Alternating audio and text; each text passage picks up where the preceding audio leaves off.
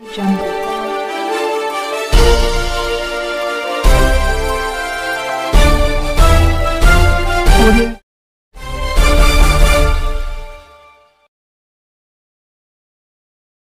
ਜੰਗੀ ਪੱਧਰ ਦੇ ਉੱਤੇ ਤਿੰਨ ਕਾਲੇ ਕਾਨੂੰਨਾਂ ਨਾਲ ਜੂਝਦੇ ਜਾਂਬਾਜ਼ ਪੰਜਾਬੀ। ਸਵਾਲ ਪੱਗ ਤੇ ਆ ਗਿਆ,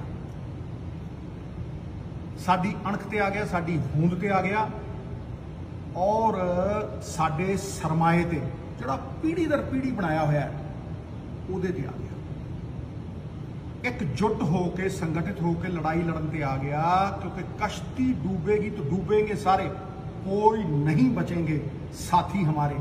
साडे प्राण ने किसान, ते जे किसान ना रहा लभना कोई नहीं। इस करके अज इनकलाब के नारे नूं हलारा देण दी सख्त जरूरत है, पर पहला समस्या नूं समझण दी लोड़ है।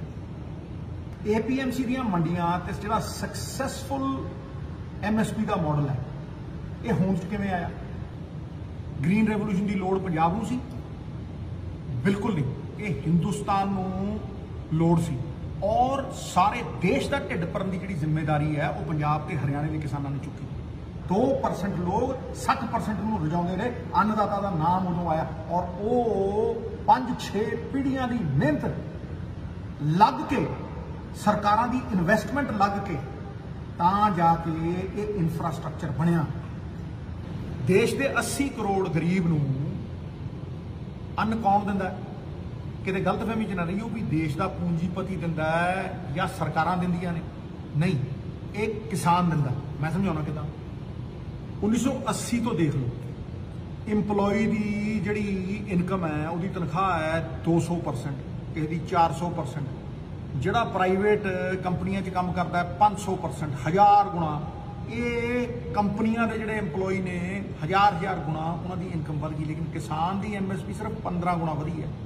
MSP ਸਰਕਾਰ ਘੱਟ ਰੱਖਦੀ ਹੈ, ਅਨਾਜ ਸਸਤਾ ਚੁੱਕ ਕੇ ਉਹ ਗਰੀਬਾਂ ਨੂੰ ਵੰਡਦੀ ਹੈ। ਖੂਬ ਵਡਮੁੱਲਾ ਯੋਗਦਾਨ ਵੀ ਕਿਸਾਨ ਦਾ ਹੈ, ਕਿਸਾਨ ਦੇ ਖੂਨ ਪਸੀਨੇ। MSP ਵਧਾਉਣੀ ਤਾਂ ਕੀ ਸੀ? ਇਹ ਕਾਲੇ ਕਾਨੂੰਨ ਲਿਆ ਕੇ ਸਰਕਾਰ ਕਿਸਾਨਾਂ ਨੂੰ ਦਰਕਿਨਾਰ ਕਰ ਰਹੀ है। यूज एंड थ्रो वाली पॉलिसी है। मतलब निकल गया है तो पहचानते नहीं, यूं जा रहे हैं जैसे हमें जानते नहीं। ਤੇ ਜਿਹੜੇ ਸਟੇਟਾਂ 'ਚ, ਜਿਹੜੇ ਰਾਜਾਂ ਦੇ ਵਿੱਚ ਇਹ APMC ਦੀਆਂ ਮੰਡੀਆਂ ਪਹਿਲਾਂ ਹੀ ਰੱਦ ਕੀਤੀਆਂ ਜਾ ਚੁੱਕੀਆਂ ਨੇ, ਉੱਥੇ ਪ੍ਰਮਾਣ ਦੇ ਤੌਰ ਤੇ ਦੇਖ ਲਓ ਕਿ ਅੰਨਦਾਤਾ ਦਰ ਦੀਆਂ ਠੋਕਰਾਂ ਖਾਂਦਾ ਹੈ ਤੇ ਲੇਬਰ ਕਰਨ ਤੇ ਮਜਬੂਰ ਹੋਇਆ ਹੋਇਆ। जग जाहिर है कि सिर्फ 6% लोगों को MSP मिलती सी किसानों चों, और जो 94% फ्री मार्केट च घूम रहे हैं उन्होंने हालत देख लो बदनों बदतर। पूंजीपतियों को आउट ऑफ दी वे जो लोड़ नहीं, उन्होंने आउट ऑफ दी वे जाके मत करते हो। रेवन्यूज फोरगॉन के 4-5 लाख करोड़ रुपये के हर साल तुम टैक्स छड्डदे हो। उन्होंने टैक्सां दे विच भी छूट दिंदे हो, उन्होंने सबसिडियां भी दिंदे हो, ते जदों किसान नूं MSP देनी हुंदी है हाहाकार मच जांदा। उल्टी गंगा बहिंदी है। अज तो इकोनॉमी डुब्बी पई है, रिसैशन वाल नूं वध रही है, अज तुसीं किसान मार रहे हो। लेकिन मैं पुछदा कि जदों इकोनॉमी 8% ते ग्रो कर रही सी, उदों भी इंप्लॉयमेंट जिहड़ी है 0.4% सी, उदों भी फायदा सारा पूंजीपतियां नूं जांदा सी। सारियां पब्लिक सैक्टर कंपनियां मारतीआं, भेल मारती, BSNL मारती, ONGC घाटे दे विच जा रही है। बड़े बड़े बैंक अज MPआं दे घाटे दे विच खत्म हो रहे ने, ते हुण तुसीं किसान दी मंडी दे मगर पै गए हो। ये कित्थों दा इंसाफ है? GST वांग ये काले कानून भी स्टेटां दे हक खोल रहे हैं। फैडरल स्ट्रक्चर ते डायरैक्ट अटैक है। GST भी साडे संघी ढांचे दे उत्ते एक बहुत करारा तमाचा सीगा। साडे अधिकार खोए, साडे ही पैसे लैके सानू मोड़े नहीं, सानू मोहताज बनाया। और ये काले कानून भी साडे मंडियां दी इनकम नूं खोरा ला रहे हैं। पिछले साल मंडियां तो 3600 करोड़ रुपया है, ऐतकी 4000 करोड़ आया। सब लुप्त हो जी। ये साडा संघी ढांचा साडे अधिकार पूरी तरह खो लें। GST ने व्यापारी मारिया, ये काले कानून किसान मार रहे। 28,000 आड़तीआ जिहड़ा मुੱਢ पांदा सी मंडियां दा, वो खत्म हो जू। 4 ਤੋਂ 5 ਲੱਖ मंडी लेबर जिहड़े दशकां तो मंडियां 'च काम कर रहे हैं, उन्हां दा रोजगार खो लैणगे। साडे सक्सैसफुल मंडी मॉडल नूं पासे करके ये अमेरिका ते यूरोप का फेल होया फ्री मार्केट मॉडल साडे ते मड़ रहे हैं, साडे ते थोप रहे हैं। 1-2 एकड़ या 5 एकड़ वाला किसान इन्हां वड्डे वड्डे पूंजीपतियां दे नाल एक फेयर व्यापारिक डील बना पाएगा? कि उहदी कोई बराबरी है?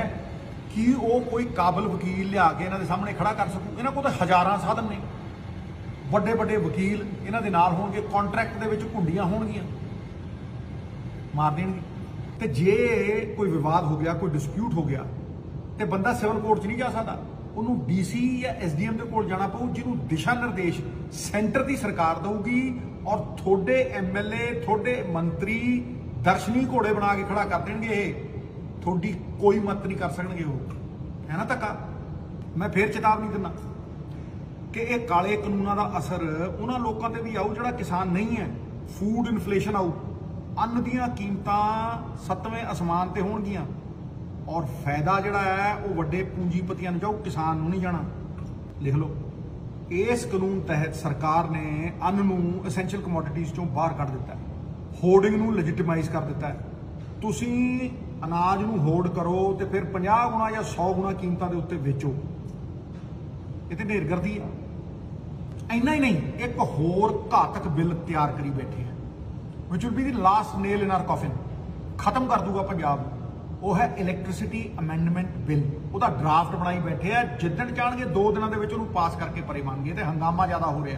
वो की है भाई, वो सारा दा सारा कंट्रोल पंजाब राज बिजली बोर्ड का हुण सेंटर के कोल डायरैक्टली चला जाऊगा।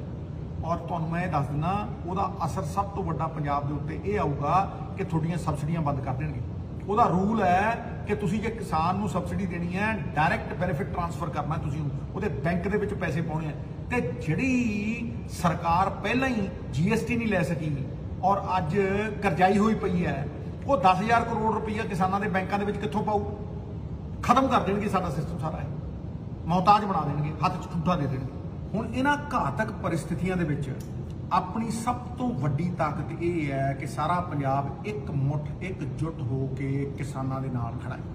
पर यदा मतलब ये भी नहीं भी साडे कोल कोई विकल्प है भी असीं रौला पाइए, लाला लाला करिए तो फिर घर मुड़ जाइए।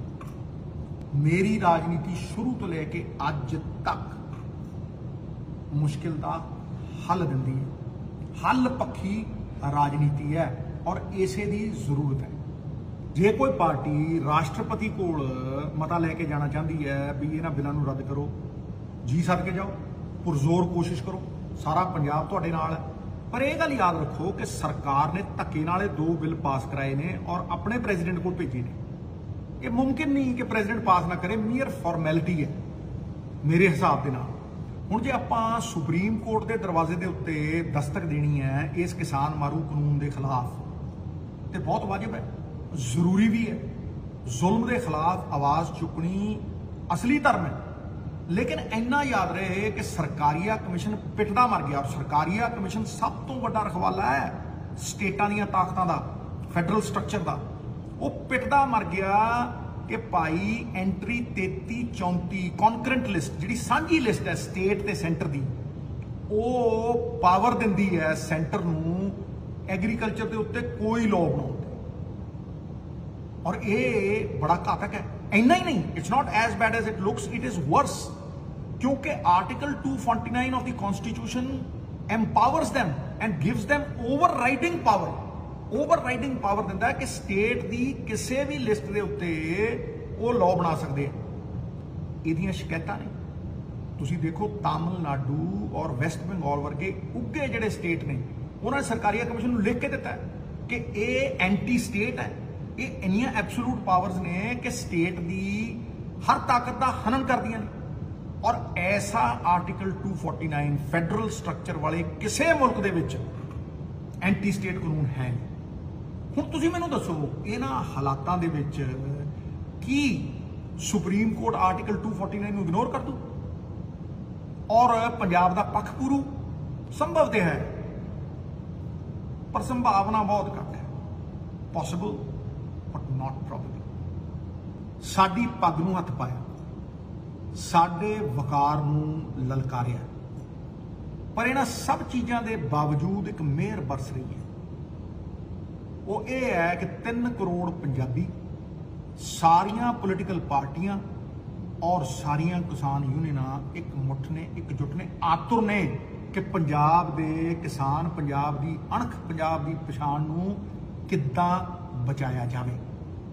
इस समय दी मंग है, हर पंजाबी दी आवाज़ है कि एक कॉमन मिनिमम प्रोग्राम उलीकिया जाए और योजनाबद्ध तरीके दे नाल उलीकिया जाए। सही समय दे उत्ते आरंभ कीतियां हुई नीतियां फलदाई सिद्ध होंदियां ने। साडे कोल सरमाया है बाबे नानक दा और बाबा जी कहते हैं अपन हथी अपना आपे ही काज संवारीए। असीं तैयार रहिए, असीं हर आपदा लई तैयार रहिए। संगठित हुई शक्ति जित का कारण बनती है, विभाजित हुई शक्ति पतन का कारण बनती है। संघर्ष पंजाबियों का गहना है। किसानों दी मंडियां, MSP, किसानों के हकों के लिए जिहड़ा अंदोलन है उन्होंने बरकरार रखिए, जारी रखिए, उन्होंने होर वधेरे वधाइए। लेकिन किसानों दियां मौजूदा और आउण वालियां जिहड़ियां मुसीबतां दे उत्ते चिंतन करन लई, उन्हां दे हल कढण दे लई इस कॉमन मिनिमम प्रोग्राम दे विच अपना अपना योगदान पाइए। कोई ताकत जो होवे, कोई ताकत दे विच आवे, पुरजोर प्रयास दे नाल एक कॉमन मिनिमम प्रोग्राम सिरे चाढ़िया जाए। मेरा इस कॉमन मिनिमम प्रोग्राम दे लई पहला सुझाव यह है कि पंजाब दीयां सारियां पॉलिटिकल पार्टियां, पंजाब दीयां सारियां किसान यूनियनां, पंजाब दा बच्चा बच्चा, पंजाब दे बजुर्ग, पंजाब दे जवान डट के इन्हां काले कानूनां दे विरोध करन और जब तक रगां च लहू है तद तक लोआ लोआ आवाज देवे भी इनू लागू नहीं होने देना। मेरा दूसरा सुझाव यह है प्यारे पंजाबियों, पंजाब सैकड़े करोड़ों दियां दालां आटा दाल स्कीम वास्ते बाहरों इंपोर्ट करता है। तुसीं किसी यूनिवर्सिटी में देख लो, Punjab university, Punjab agriculture university, Punjabi university, फाइलां ही पईयां, रिपोर्टां बन के जिन्ने एक्सपर्ट ने सारे कहते हैं क्रॉप डाइवर्सिफिकेशन करो, भाई सब्जियां लाओ, फ्रूट लाओ, ऑयल सीड लाओ, ये सारिया चीज़ां तुसी लाओ। लेकिन किसान बहुत सियाणा है। किसान झोना ते कणक इस करके लाउंदा है क्योंकि उन्होंने उत्थे MSP मिलती है। हुण मेरा ये मनना है कि जे पंजाब सरकार मिल्कफेड राही दुध के उत्ते MSP दे सकती है और हिमाचल की सरकार सेबां दे उत्ते किसान नूं अशोर्ड इनकम MSP दे सकती है, तो फिर भाई दालां होण, चाहे ऑयल सीड होण, चाहे फ्रूट्स होण, चाहे वैजीटेबल्स होण, इन्हां उत्ते MSP क्यों नहीं दे सकती। मेरा यह मनना है कि पंजाब सरकार होल्डिंग कैपेसिटी देवे, किसान कोल्ड स्टोरेज बनावे जिथे वो अपनी उपज नूं स्टोर कर सके और बड़े पूंजीपतियों के अगे गोडे ना टेके। और इसे तरीके मैं विनम्र विनती करदा सारिया यूनियनां नूं कि वो अपने सुपने साकार करन। उन्होंने जिहड़ा एजेंडा सी कई दशकां पुराना कि वो कोआपरेटिव बनाण, जिहड़ा कोआपरेटिव अमूल के नाम दे विच एडा सक्सैसफुल होया, महाराष्ट्र दे विच एडे सक्सैसफुल होए ने, वो कोआपरेटिव बनाण, किसानां नूं अपने हिस्सेदार बनाउण, भागीदार बनाउण और हक्कां दे किसान दे रखवाले बनन और उन्होंने अशोर्ड इनकम वास्ते सेंटर मूरे और वड्डे पूंजीपतियां मूरे झुकना ना पवे, मोहताज ना होना पवे। अपना मुकद्दर उन्होंने हथ दे विच रहे, स्टेट गवर्नमेंट उन्होंने स्टोरेज कैपेसिटी देवे, उन्होंने अशोर्ड इनकम देवे ताकि किसान कदे मोहताज ना होवे और बराबरी दे उत्ते अखां च अख पा के खड़े ते किसान पंजाब दियां अपनियां पुश्तैनी मंडियां दा ते MSP दा पूरा पूरा लाह लै सके। अज तो 2 साल पहला मैं रातां जाग के पुरजोर मेहनत करके यह जे कई सुझाव किसानों के हक दे पंजाब सरकार की बनाई हुई हक कमेटी च दे चुके ताकि असी अपने मुकद्दर नूं अपने हत्थां च रख सकीए, ना कि सेंटर दे या किसी पूंजीपति दे। बहादुर कद किसी का आसरा एहसान लेंदे ने, उसे नूं कर गुजरते हैं जो मन विच ठान लेंदे ने। मित्रों, लड़ाई जिन्नी जोश दी है उन्नी होश दी है। सामने वाला शाकर है पर देंगे शह मात। मैं कल नूं सड़क ते उतरूं अपना तिल फुल पाऊं, सरफरोशी की तमन्ना अब हमारे दिल में है, देखना है जोर कितना बाजू एक कातिल में है। वक्त आने पे बता देंगे तुझे ऐ आसमां, हम अभी से क्या बताएं क्या हमारे